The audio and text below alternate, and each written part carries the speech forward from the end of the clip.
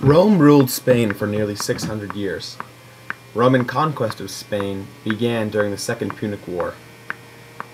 The Romans first came to Spain in 206 BC when they invaded the Iberian Peninsula from the south. They fought the Iberians and promptly defeated them at Alcalá del Rio. On this site, the town of Italica was founded, and Spain fell under Roman occupation for the next 700 years.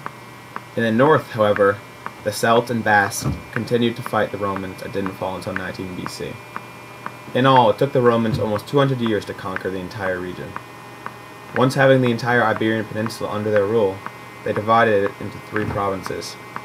Each province was governed separately. The province of Lusitania was in the west, where modern Portugal is located. Vallecas province was located in the south.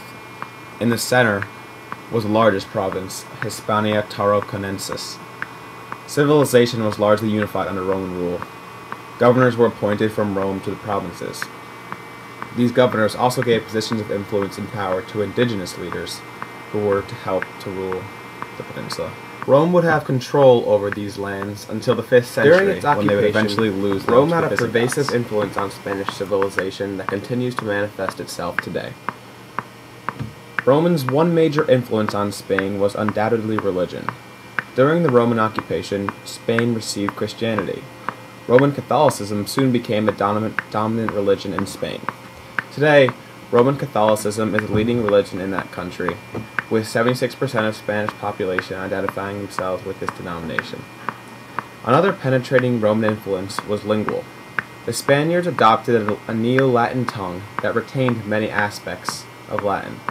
Spain's national language, Spanish, became known as Romance language because of its Latin derivation.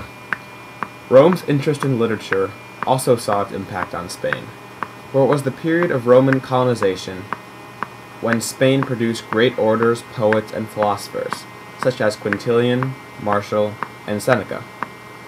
The famous Roman entertainment of blood sports was also adopted by the Spanish. Ruins of amphitheaters across Spain, such as the one in Merida, Spain, illustrated Spain's growing interest in combat entertainment between wild animals and gladiators.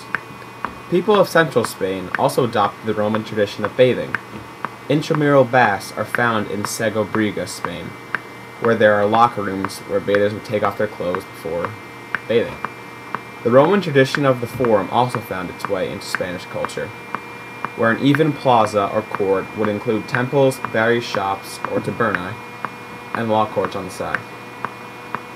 The Romans' advanced knowledge of architecture and engineering also contributed to the development of Spain's infrastructure.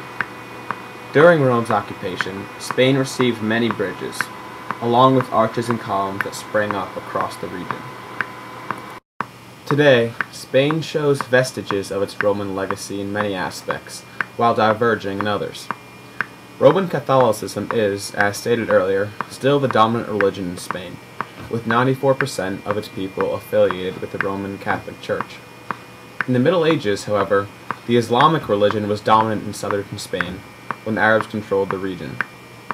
Today, Islamic remains the second most prevalent religion in Spain, and it is climbing with the recent influx of Muslims. Spain's government is characterized by a parliamentary monarchy. The parliamentary aspect is modeled largely after the Roman Senate, with popularly elected representatives from different regions. Spanish government also includes an elected prime minister, similar to a consul, who presides over the parliament. Of course, Spain's official language is Spanish, which has evolved over the years but still has its roots in the Latin language of Rome. Analogous to Rome, the family is the basis of the social structure in Spain, including both the nuclear and extended family, which provides both a social and financial support network. Family business remains a common theme in the Spanish economy. In Spain, machismo is the word for male dominance. This word would have fittingly described Spanish culture years ago, just like in Rome, where women played a subordinate role to their male counterparts. Today, however, Spain is a very equalitarian society, where women are present at various universities and at an eclectic mix of occupations that used to be dominated by men. The Spanish prefer to do business with those whom they know and trust. Thus, the cornerstone of Spanish business is based on trust and interpersonal relationships, which was evident in the client-patron relationship in Roman times. In business and social life in Spain, hierarchy and rank are of critical importance, just as in Roman society. Spaniards deal with people who are of similar rank to their own.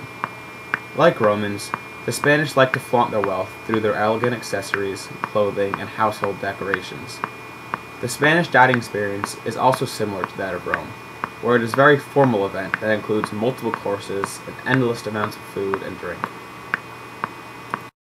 By means of nearly 700 years of occupation, the Romans left their mark physically on the land of Spain. This physical evidence exists in many forms, including bridges, aqueducts, churches, and other Roman archaeological features.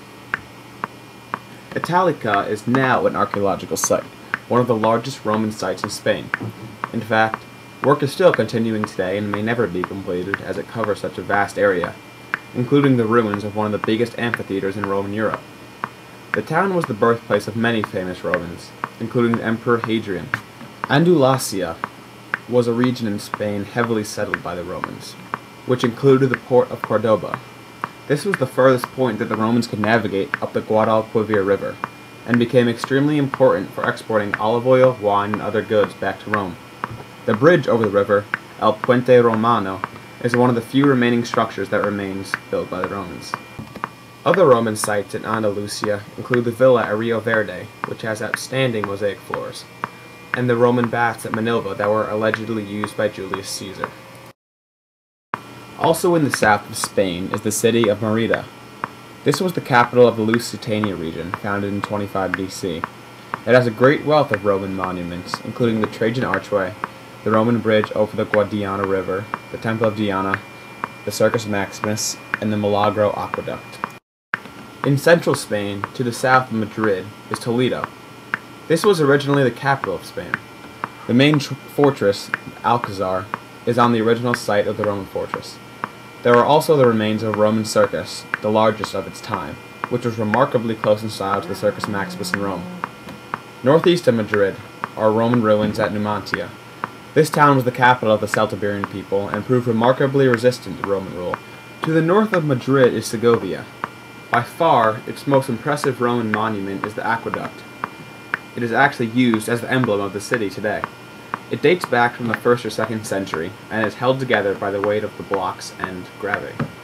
It is 728 meters long with 167 arches. At its highest point, it reaches almost 29 meters. Throughout central Spain are examples of the traditionally straight Roman roads, and the bridges that they had to build over the numerous small rivers to continue their roads. After conducting thorough research on Rome's profound influence on the development of Spain, it has become apparent that Spain would be a rewarding destination for Latin enthusiasts, seeking a different way to satiate their craving for remnants of Roman civilization.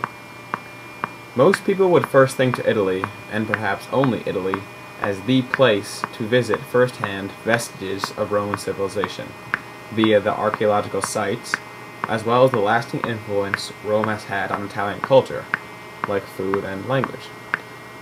However, Spain proves to be a unique and interesting host of Rome's overwhelming influence on Western Europe, for it is a place that displays a blend between its own Spanish identity, dating back to times before its Roman occupation and up until present day, Muslim influences from the time of Arab rule, and the inescapable influence 700 years of forced Roman occupation had on it.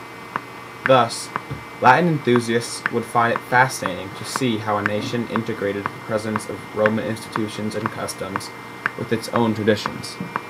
Furthermore, the archaeological remnants that the Romans left behind in Spain would be an enticing reason for Latin enthusiasts to visit Spain. Bridges, aqueducts, amphitheaters, fortresses, and churches still miraculously exist from the times of Roman occupation, along with Neo-Roman architecture and structures that demonstrate Rome's vast engineering and architectural influence on Spain. Other features of contemporary Spanish society, like the Spanish language, the Spanish city's version of the forum, bullfighting, and even the common Spanish greeting involving the forearm handshake, will illustrate for Latin enthusiasts the everlasting impact of Rome in a unique way.